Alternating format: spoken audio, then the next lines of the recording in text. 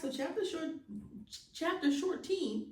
Chapter 18 is actually a pretty quick chapter. I wonder if we should just do 18 and 19 in the same bit. No, because I do like keeping my chapters separate, as y'all know. Okay. Ooh. So, Cheryl is a wild girl. Okay, she probably planned this whole thing from the jump. She was probably, and that again explains why they were so excited to be there. Because Stan was like, oh, they were just so excited. The smiles plastered on their face. They can't wait to see the lake house. They ain't got nothing to do with this lake house. Ain't got nothing to do with this lake house, sir. They got other plans. Okay?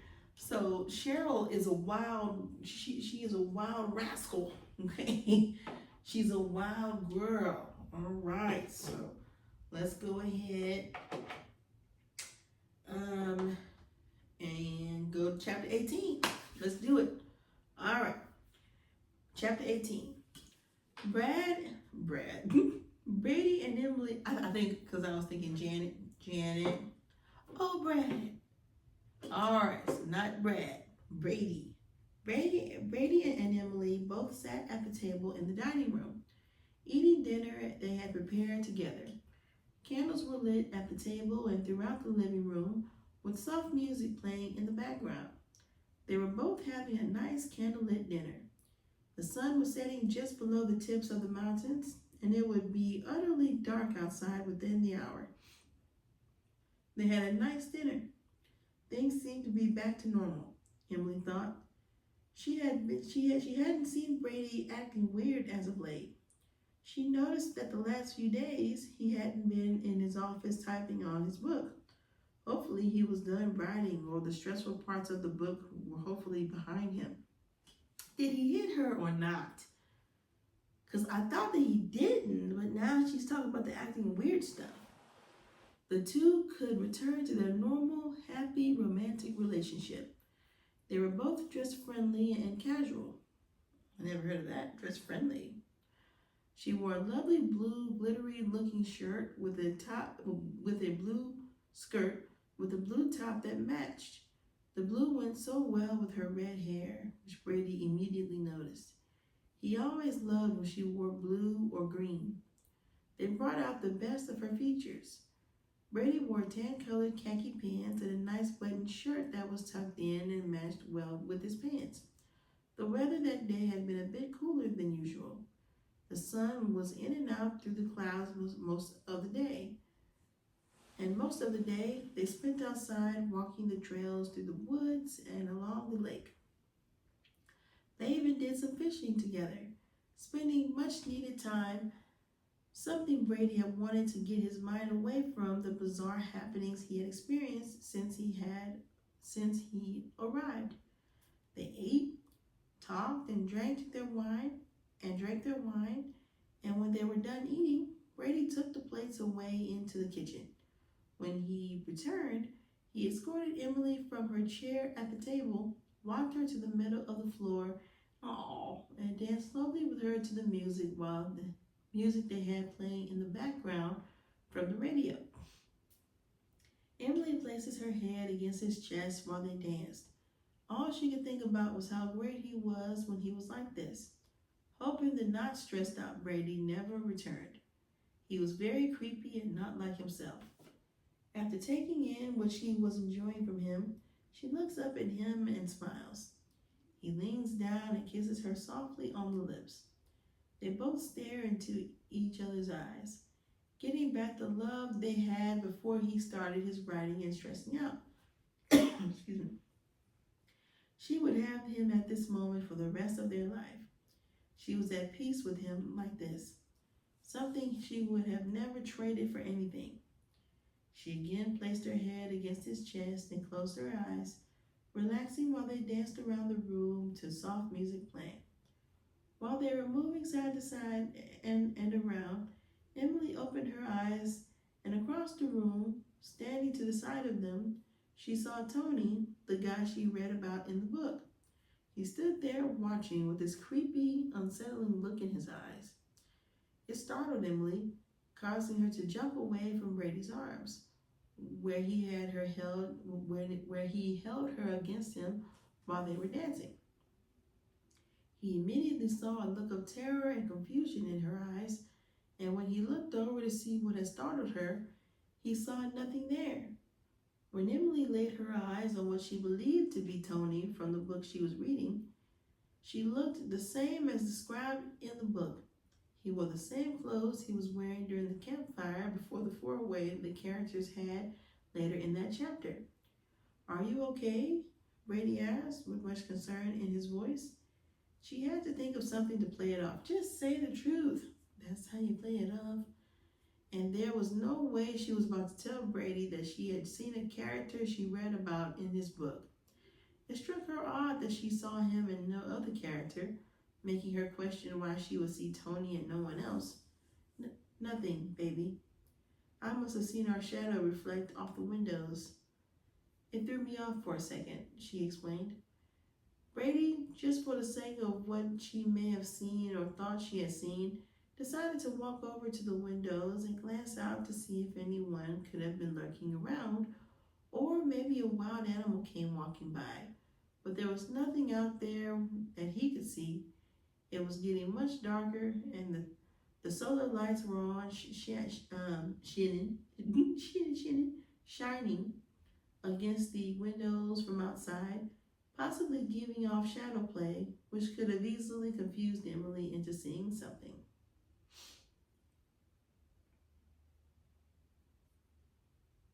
Okay.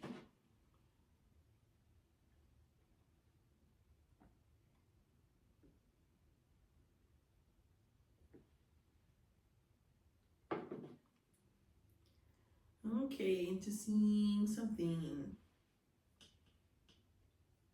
Brady looks back at Emily, informing her he saw nothing outside. While telling her that, he finds Stan sitting on the couch with a smirk on his face before taking a sip of wine from a glass he was holding. Brady is unsure as what the smirk is about, but is not about to question him with Emily present in the room.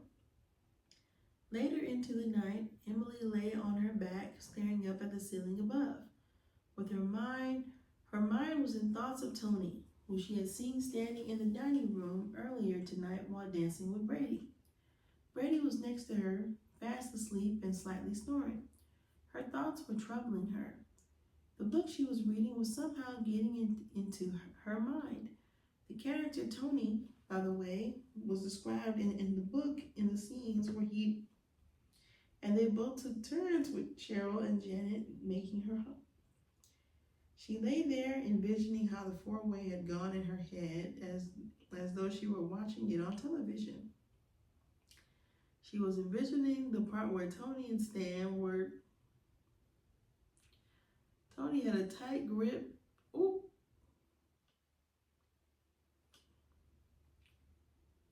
Tony was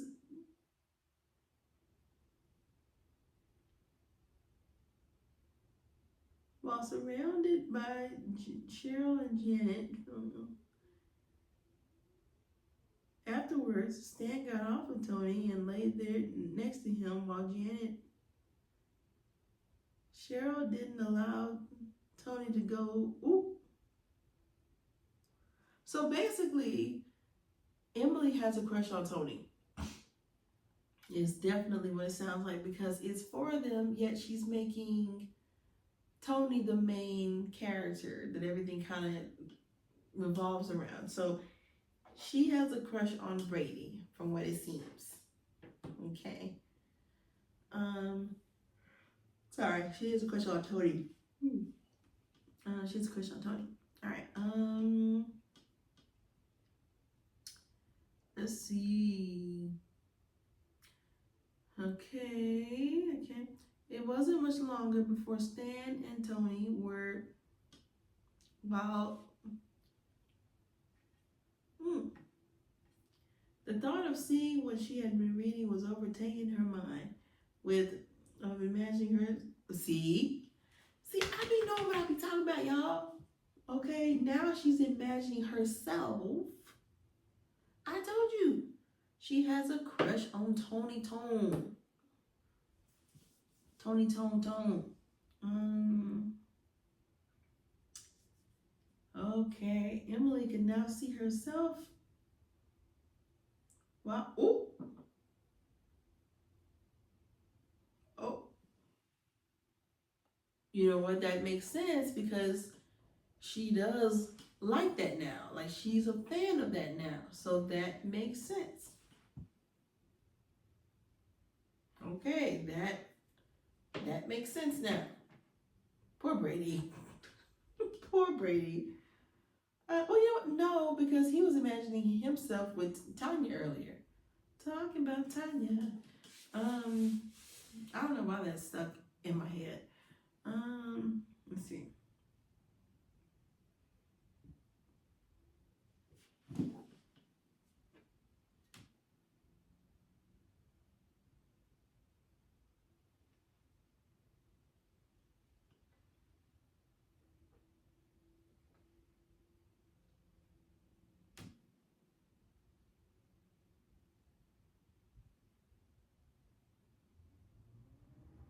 She had no clue she was. What do you mean she had no? She knew. She was wide awake. She wasn't asleep. She wasn't none of that. Okay, in bed. Ooh. My.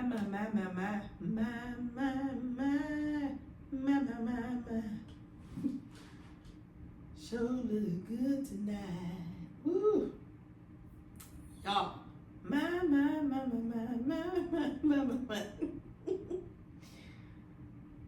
Ooh. Again, I can't even blame her because he imagined or actually did a whole thing with Tanya a few chapters ago as Brady while Emily's inside the house sleeping. And Emily woke up and thought she saw those two. What if she tries to do the same thing?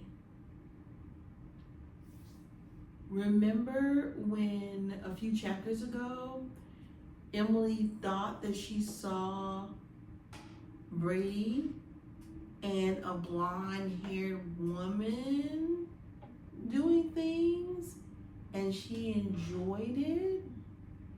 Like she enjoyed watching?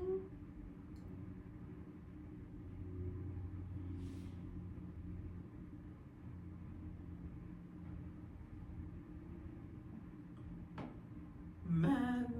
My. Okay. My. Chapter 17 and 18 has thrown me for a loop. Like a loop-de-loop. A sonic loop-de-loop. Okay? What y'all thinking in these comments? Like, I am curious, as much as I, enjoy the spice of life, I do want to bore y'all for a little bit and go back to talking about how she was saying how much she prefers this version of Brady to the strange acting side of Brady. What does strange mean? Like, what does, okay, we know that a part of it was when she came in there to return the book and he was basically staring at her angry the whole time.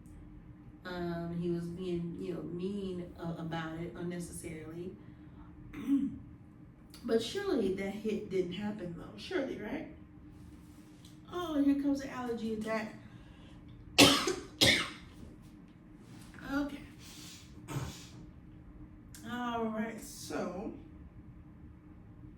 let's go ahead and dive into chapter 19 because I feel like she really does love him, but she doesn't like when he gets possessed by whatever he's getting possessed by. Oh, these allergies are kicking my butt. Oh my goodness. All right, y'all. Ooh.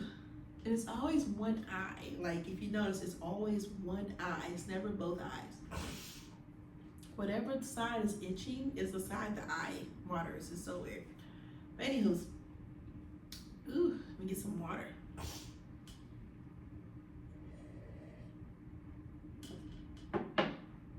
All right. We're actually almost done with this book, you guys. And I think it's only 25 chapters, and we're about to start 19. So we are really getting through this. Let's get it, okay? Like, comment, subscribe. Tell me what y'all think. Do y'all think the slap happened or not? And also, do y'all feel like she's going to try to do what Cheryl did and set something up?